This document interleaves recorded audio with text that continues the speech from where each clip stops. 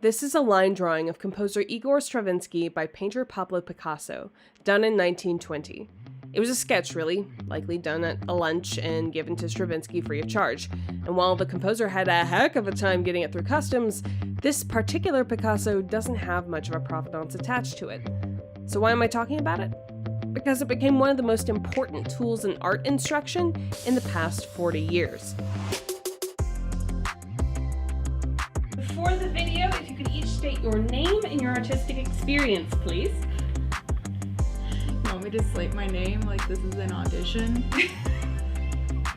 Hello, my name is Sigourney Weaver. Welcome to the Jewel of Morro Bay, California. I'll start since I'm starting. My name's Cassie Shima. I went to art school for theater, and I'm good at it. And that is my experience. My name is Zach Hurst. I don't have a whole lot of art experience. I took a 2D design, basics of 2D design class last semester in college, but otherwise I'm not terribly good at art. So we'll find out how this goes. And when I say the upside down Stravinsky assignment, have either of you heard of that before? No. I don't even know what the right side up Stravinsky assignment would be. I know how to draw my feelings. Excellent. Okay. So the assignment that I am forcing on my quarantine roommates is that you have to draw this drawing as exactly as you possibly can. Okay. The trick is, you have to do it upside down. Okay. So it's like line drawing. Yes, you have to replicate the drawing as accurately as possible with it upside down. Okay. All right? Is there like a go or? You may go. Let's go.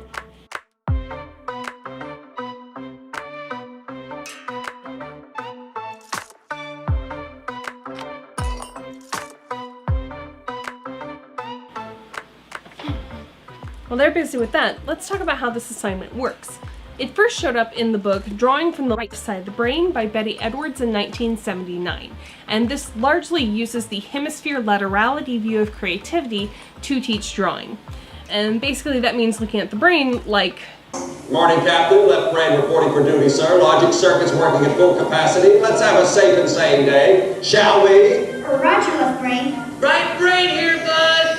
Free association and creativity banks fully charged. Roger, too. Now, there is research that casts doubt on the hemisphere laterality view, but I don't think that interferes with the efficacy or purpose of this assignment.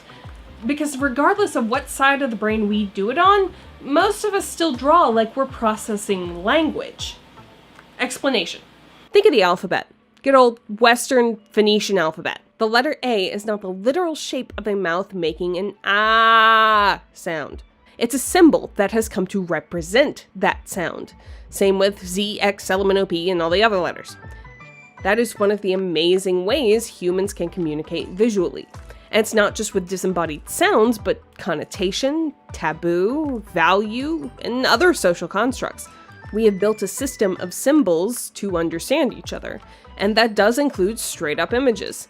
Ask most people of all ages to draw a house, and they think rectangle, triangle, a few square windows, and a door. No one's house literally looks like this. It's just a visual symbol for an object we've agreed upon is a house. Our symbol system is like a Rolodex of emojis we use to embody ideas. They start simple when we're younger, and we gradually gather more symbols and more complex details for those symbols as we age. This is not an issue. Our symbol system is an important factor in pattern recognition, nonverbal communication, and nuance. But when you are learning how to draw, it can be an unfortunate hurdle. If you want to draw something exactly as you perceive it, that is a task made more difficult by the symbol system. If you try to draw a chair in front of you, that part of your brain might say, "You don't need to actually see the chair, I have a symbol for that. I have a set of shapes that perfectly tabulate your concept of chair. Remember? You learned it in Marc Kistler's Imagination Station." No shade to Marc Kistler, he had one of my favorite PBS Kids shows. But if you need to draw a specific chair from a specific angle as true to life as possible, nothing in your Rolodex of emojis is going to achieve that. And any artist who desires to incorporate realism, develop their own style, or even master the structural basics has to effectively retrain their brain and eyeballs away from this style. Because our default view of the world is tied to our language center and decoding symbols, drawing instruction encourages a new way of seeing altogether so they can proceed to draw in a more holistic, connected way.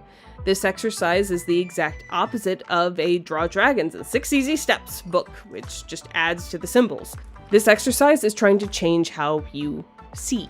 And Upside Down Stravinsky is just one of many exercises designed to do this. Others include duplications, blind contour, and just plain observational practice. And this method of seeing isn't some elite technique of formal training. Plenty of self-taught artists are able to use direct observation to their advantage without once stepping in a drawing course. It's also important to separate these technical drawing styles from actual artistic style. Many artists, including myself, will use direct observation separate from developing style. It can be used together, but the point of the exercise is not to put your own spin on poor Igor. It's no more a work of visual art than pliés at bar are a work of dance art. But I do want to discuss the style of the sketch itself, because it's kind of perfect for this purpose. I mean, look at it. It's still a recognizable human figure, but it's just exaggerated enough to disrupt that recognition when turned around. It's not idealized like Leyendecker, but it's not grotesque like Goya. It's not stylized like Modigliani, but it's not caricatured like Rockwell. It's not even abstracted to the degree that later Picasso faces would take. The lines are strong and defined, unlike Leonardo sketches, and they aren't busied with shading like Rembrandt sketches. It's perfect for drawing instruction. A student could turn it upside down, get lost in the abstract lines, then flip it over to assess for themselves how close they came to the human form. Speaking of which, we should see how they're doing at the kitchen table. I forgot some stuff. I forgot to finish off this sleeve. That's not a big deal. And I forgot the mustache. Like, for the most part, like, I can definitely see where, no, this is not part of it. It is now. I'm still doing it upside down. I'm still following the rules. Well, yeah, but you've seen what it looks like, so you're fixing whatever. I saw what it looks like before. I just forgot to do this. Continue your thought, Cassie. I think that it's funny, like, just the way that, because even the proportions in the original source drawing itself are not 100%. Right, it's not perfect to the point. Yeah, Pablo, breaking people's thumbs, Pablo. The point is to kind of break your brain just enough that you don't see a person, and you're not using your person has this shape, and this shape processor. You're using the I'm just copying down lines part of your brain. The one that makes me laugh is because I knew as I was drawing it and doing it, the head was going to be weird. The sad thing is, very correct in doing it upside down, I actually fucked it up more because now I cut his sleeve off too short. There's just a void that goes down I've there. already seen it. And that's why I usually start with it upside down. Are you happy with your work? Considering how long it's been since I've done anything like this, and the fact that I used to do exercises like this, 3 or 4 times a week, and then when I graduated school, I just stopped. I mean, the sad thing is, I feel like it looks as good right side up as it would have had I drawn it right side up. Like, this looks almost exactly how I would have drawn it had I drawn it normally, because I am not very good with the human form. And I do like that I exercise some, like, not artistic licensing, but because of the way that I started it out and then went through and added detail, it feels very much more like this drawing than... I don't feel like this is something that me, Cassie the artist, would do. This feels like me copying somebody else's work, which I think is very interesting. Do you think it's a good warm-up for getting students in a good headspace for a drawing like this? I feel like I don't necessarily know if it gets them in a good headspace for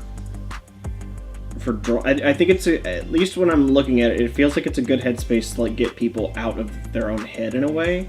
I don't necessarily know if that means it's a good headspace to, like, be drawing in all the time, but it might be good for, like, beginning students to, like, look at things less as one contained form, more like of a drawing class. Yes, it's very reminiscent of the exercises that I would do, which was to do single line drawings of yourself looking in a mirror, because my class was in makeup studio, so we had, fancy mirrors with lights and stuff. So it was do a self-portrait, but you are not allowed to look at your paper, and you cannot raise up your pen until you're done.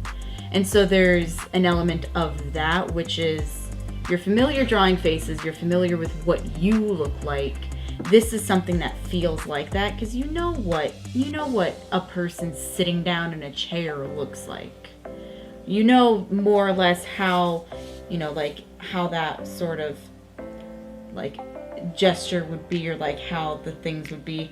The thing that I think is the most interesting is that beginning art students are typically not used to drawing out their clothes and how fabric is and how posture works. Mm-hmm. So something like this is a really good exercise for starting to think about shapes not shapes in nature necessarily, but just the way that bodies operate, not in a standing paper doll formation. Right. And how, like I said, fabric works, and how perspective works, like with the glasses, despite this perspective being, or how to draw your hand.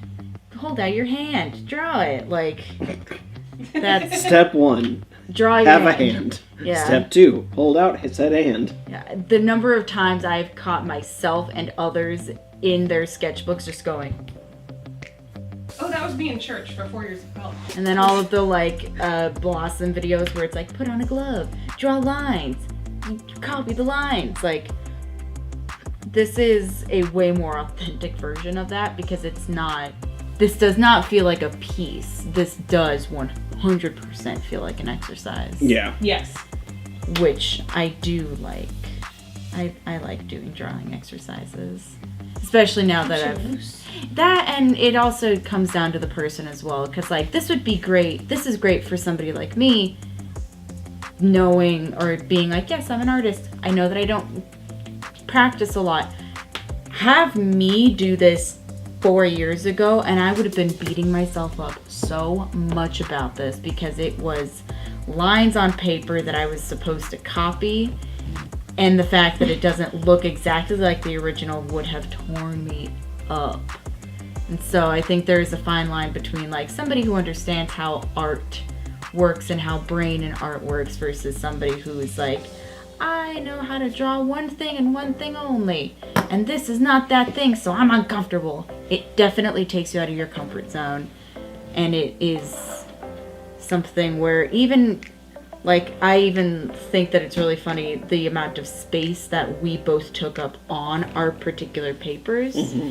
Mm-hmm. Because I know that I went kind of full gung-ho, and I wanted to replicate not only what the image was, but how much space it took up on the page as well. Whereas you were a little bit more detail oriented, and you wanted to make sure that you got every line close enough. So mm-hmm. yours is a little bit more condensed. Mm-hmm. Which I think is very interesting. See, for me, what's interesting is that the things that I expected to look good don't, mm-hmm. and the things I expected to look terrible look fine. Mm-hmm. I really expected his basic outline to be pretty okay. But if you look at him, his shoulders are like me. Yeah. Father, have you bought the brack base, Father? Called it a hunch. Anyway, but then his hands, which I thought looked like garbage upside down, actually don't look that bad, especially for someone who does not draw people.